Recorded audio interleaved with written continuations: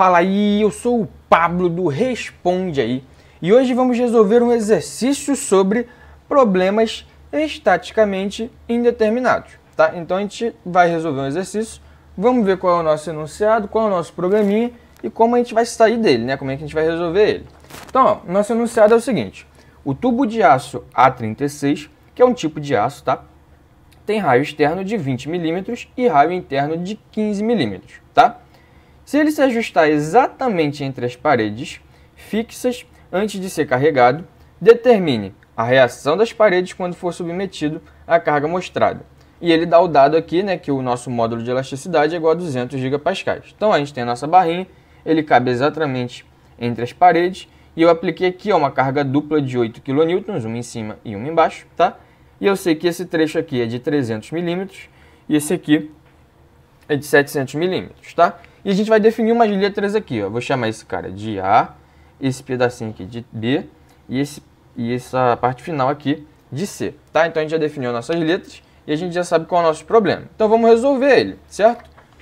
O que a gente tem que ver é o seguinte: a gente viu lá que vai ter duas paredes, que a gente está aplicando uma força, né? Então a gente já tem que desconfiar que talvez seja um problema estaticamente indeterminado, tá? Se a gente já... Se a gente está desconfiando que é um problema estaticamente indeterminado, como é que eu comprovo isso? Ó, primeiro, eu faço meu diagrama de corpo livre. Então, ó, o que eu fiz foi o seguinte: lembra aquele pedaço que tinha aqui no meio? Eu tirei ele e troquei por essa força P. O que é essa força P? É igual aos 8 mais 8, que é exatamente 16 kN. Então, eu tenho uma força P aqui, agindo naquele ponto B que eu marquei, que eu vou chamar ela de 16 kN, certo? E eu vou fazer o diagrama de corpo livre desse cara. Eu tenho aqui uma carga P para esse lado, né? Então eu sei que essa parede aqui ela vai ser puxada. Então a minha reação, nesse caso, vai ser para trás, certo? Então eu tenho aqui, ó, vou chamar isso aqui de RC, certo? Porque está correndo no ponto C que a gente marcou. Então, ó, se eu estou puxando a parede para frente, ela tem uma reação para trás. Da mesma forma aqui, ó, se eu estou empurrando essa parede para frente, ela tem uma reação para trás, tá? E aqui eu vou chamar de RA, porque é a reação do ponto A, ok? Se a gente for pegar para fazer isso aqui, ó, vamos fazer agora o equilíbrio de forças. O que eu vou ter com o equilíbrio de força? O que tiver na mesma direção tem que equilibrar com o que está na direção oposta. Então, RA mais RC tem que ser igual ao meu P, certo? Então, eu vou ter, ó, isso aqui tem que ser igual a zero, né, o somatório de forças. Então, eu vou ter que o meu RA mais o meu RC tem que ser igual à minha carga P. O que a gente tem aqui? Ó, duas incógnitas, uma equação. Então a gente confirmou, né? Isso aqui é um problema estaticamente, né? Um problema estaticamente.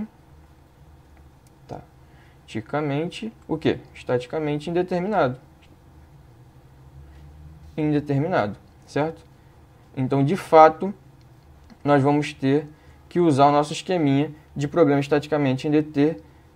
E a gente conseguiu comprovar que, de fato, ele tem esse problema, né? Ele tem uma equação só, mas ele tem duas incógnitas, ok? O que é importante a gente ver? A gente viu lá na aula teórica de problema estaticamente indeterminado que a gente tinha duas soluções, né? A gente tem uma solução por força redundante e uma solução por análise de forças. Isso.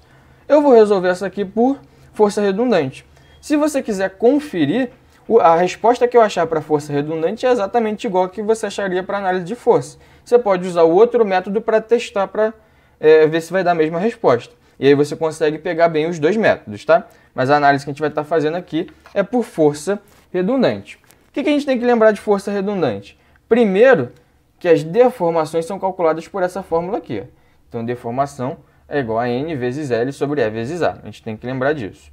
Outra coisa que a gente tem que lembrar, ó, é que a minha deformação total vai ser igual a deformação devido ao carregamento menos a deformação devido à minha reação ou devido à minha força redundante, tá bom? Por isso que tem esse Rzinho aqui. E aí esse é o cuidado que a gente vai ter que tomar, ok? O que a gente vai ter então, ó? Nosso problema vai ser esse aqui. A gente tem que lembrar dessas duas coisas aqui, né? Deformação total. E a gente tem que ver, ó, o meu carregamento, eu coloquei aqui como essa carga P, que vai estar puxando o ponto B, ok? O que a gente tem que tomar cuidado? Eu falei aqui que tinha que ser carregamento e reação, né? Mas, na verdade, o que você vai ter que analisar aqui para mais e menos é o que está acontecendo com a nossa peça, né? Então, se a nossa peça estiver comprimindo, ela vai estar do lado negativo. Se ela estiver tracionando, né, ela vai estar do lado positivo, ok? Esse cuidado que a gente tem que tomar. Não é obrigatoriamente carregamento e reação, mas eu falei isso porque usualmente, né, é o que acontece. Então, geralmente, a carga P ela estaria tracionando esse cara e a reação é que estaria comprimindo. É que nesse problema específico, né, o carregamento está comprimindo a minha peça. Então, você tem que lembrar sempre que eu comprimir vai dar negativo e se eu tracionar vai dar positivo, que é exatamente o que acontece, ó, com o meu RC. Então, olha lá, ó, a minha deformação C é positivo porque está tracionando a minha peça. Então, vai ser esse cara aqui. E esse aqui que está comprimindo, né, ele vai estar negativo. E lembra, se eu estou usando negativo aqui, obrigatoriamente o meu normal tem que ser positivo. Se você não quiser ter problemas com relação a isso, Pablo, eu me acostumei a fazer só com o normal, vendo se o normal é positivo ou negativo. Então, você considera aqui só como deformação R, tá? E aí você faz a conta que você conhece do normal. Se não, você tem que colocar esse sinal de menos e lembrar que o seu normal sempre vai ser positivo nesse caso, tá bom? E aí essa deformação C e R, né, só para relembrar, vai ser ligada ao que está acontecendo com a peça. Tracionou positivo, comprimiu negativo, tá? E aí isso do questão de carregamento e força redundante, você só tem que lembrar que o carregamento é a própria carga P e a força redundante é a reação da minha parede, tá bom? E lembra que, por exemplo, se eu tivesse uma carga P entre o trecho AB e uma carga P entre o trecho BC, não tem problema, vai ser um carregamento só que com duas cargas P, né? Mas fora isso é um carregamento só, tá bom? O que eu vou fazer então? Eu tenho que lembrar como é que eu calculo para cada trecho. Então você tem que lembrar o seguinte, ó. Vamos fazer primeiro a nossa deformação em C. Como é que a gente calcula a nossa deformação em C? Vou colocar de azul para ficar igual a força redundante. Então a deformação em C vai ser igual ao normal do trecho AC vezes o comprimento total, né? Porque no caso aqui eu estou pegando a barra inteira, dividido por E, que é o módulo de elasticidade, vezes A, que é a minha área, ok? Então isso aí é minha deformação devido à minha força redundante.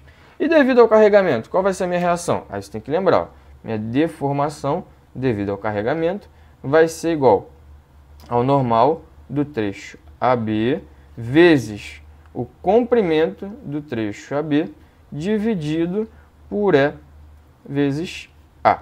Qual é o cuidado que você tem que tomar? Nesse caso aqui, essa contribuição só vai vir do trecho AB porque eu só tenho carga no trecho AB. Se eu tivesse carga no trecho BC, obrigatoriamente também teria que somar aqui, né, mais a contribuição do trecho BC.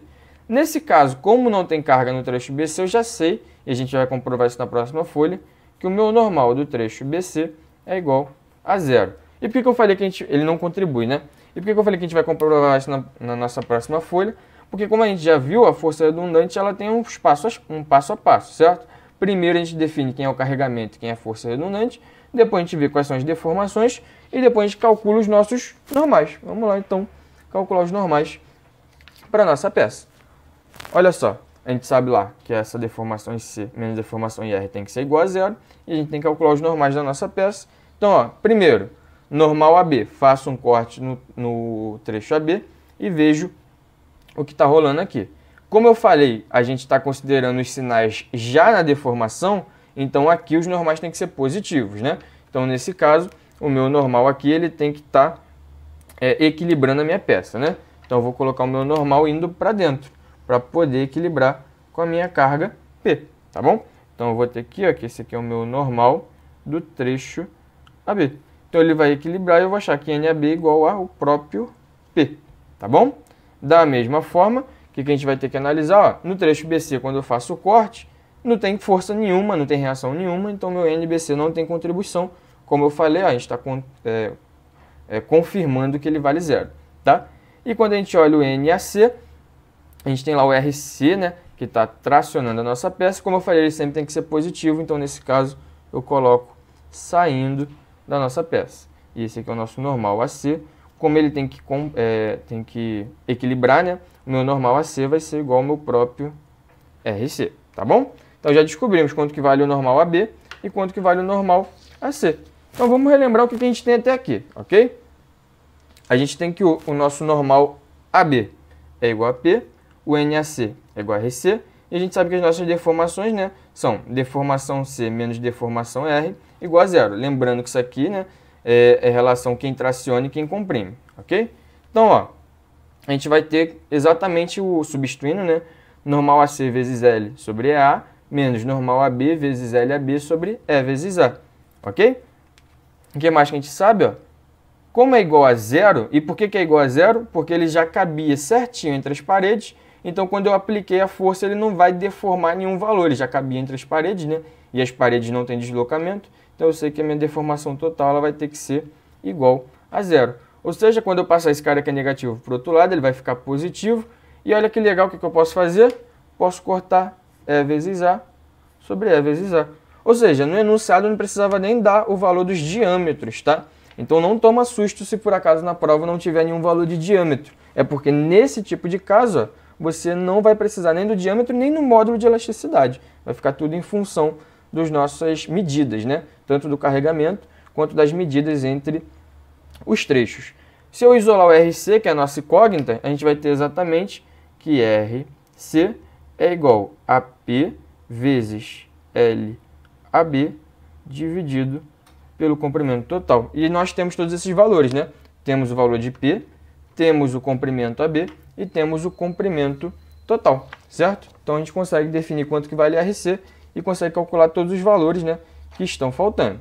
Então, ó, a primeira coisa que a gente tem que lembrar, nós temos duas equações agora, né? Que é RA mais RC igual a P, que a gente achou lá pela equação de equilíbrio, e RC igual a P vezes LAB sobre L, que foi o que a gente calculou agora, né?